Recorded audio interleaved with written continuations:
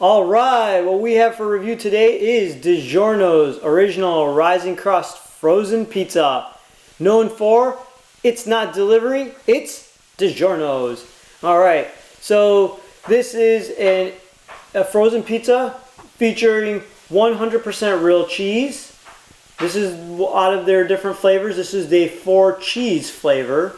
There are no artificial flavors.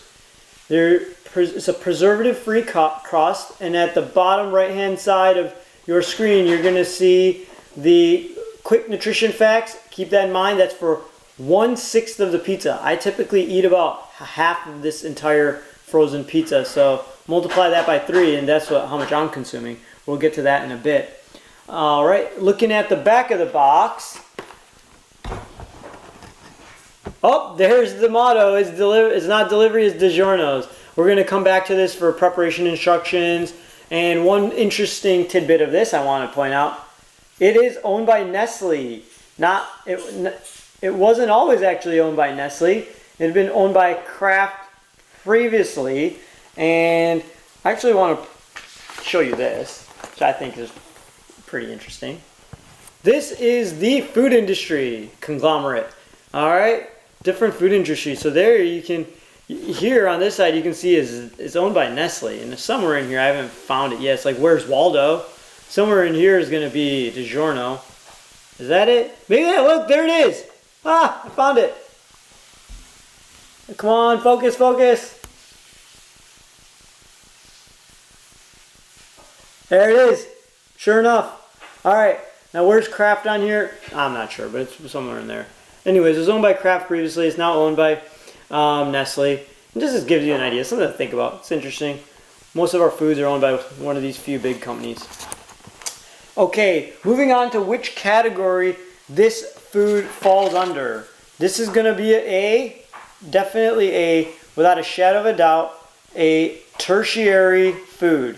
Now, this is the categories I kind of made to help figure out where our foods fall. If you want more information on this, go and check out my descriptions and see the explanation video on how I came about the primary, secondary, and tertiary categories, and some commentary about how it impacts our health. But this is definitely a tertiary food without a shadow of a doubt. Now, moving right along, why don't we do our nutrition facts early on so we can forget about them by the end of the video, because they're not that great. Anyways, nutrition facts, here we go. Serving size. These nutrition facts, remember, are for 1/6 of the pizza. So that's just one slice if you cut it up into 6 pieces. If I cut it up like that, I typically eat 3 slices. So keep it in mind, this is for a small amount, which is only 133 grams. It'll give you 290 calories, 90 of those being from fat.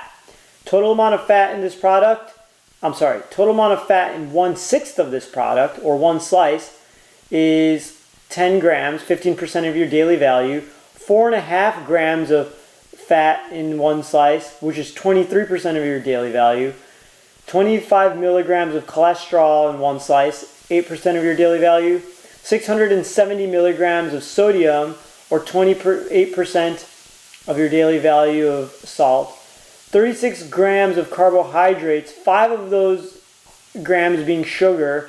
The rest of the 31 grams are probably from the wheat or the gluten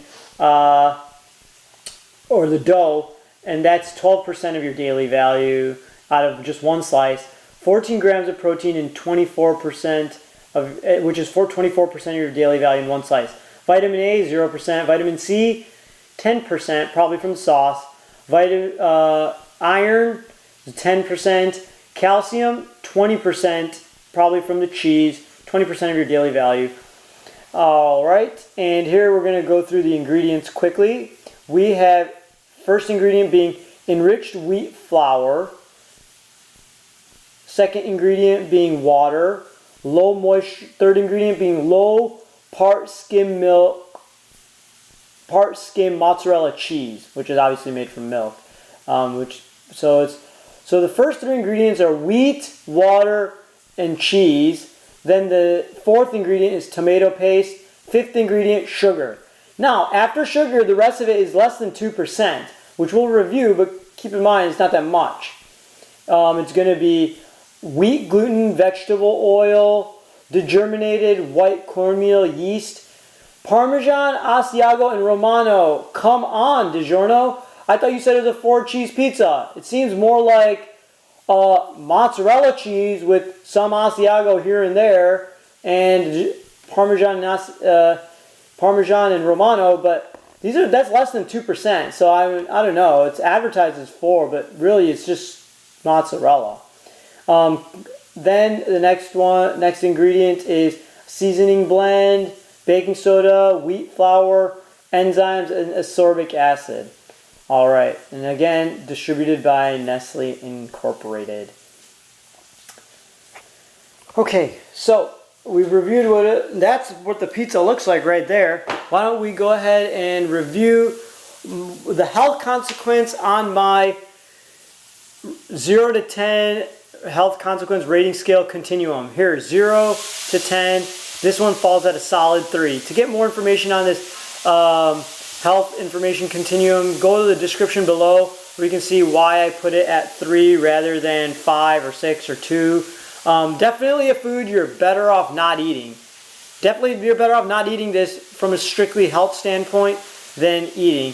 But, you know, it tastes good and I eat it, and that's why we eat it. So it's convenient, it tastes good, and so this is a eating friendly food. Okay. Moving right along to how this item was packaged. This item was packaged very nicely in this cardboard box, and then it comes with it has a cardboard square and a sealed plastic wrapping which you take it out of to bake it. I've already baked this one, so I can have it ready to go to show you guys and do the taste test and all that. Compared to other frozen pizzas, this one has a thicker crust, and it's very nice because it's actually not just a heavy thick crust. I like it because it's kind of airy and spongy. So if you look at it from the side, you see it's nice and thick. It's got a good layer of cheese on there. It definitely rises, and you can see that there. Typically, nicely rising dough is going to be high gluten content. That's what really makes it rise. And there, as you can see, this definitely has that. How does it smell? It smells actually kind of oily. It smells oily and like flour. Definitely not a fresh pizza smell like something home cooked or from the pizza shop, but you know, it's got the hint of pizza flavor in there with the smell. It looks like a typical, it does not look like a typical frozen pizza. I think that's where they base their motto off of. It's not delivery as DiGiorno's, because it's definitely thicker. It's definitely a rising crust, and it feels kind of like store-bought pizza rather than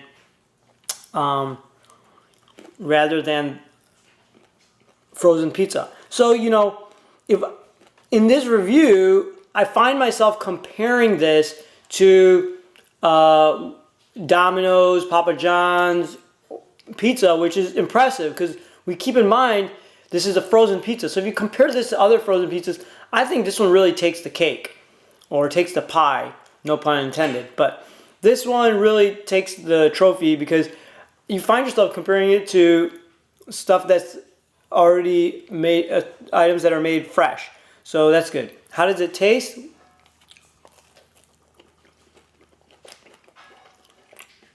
You know, it tastes really good. Just slightly tart. It's not sweet like the Bucks pizza was, and definitely a little salty.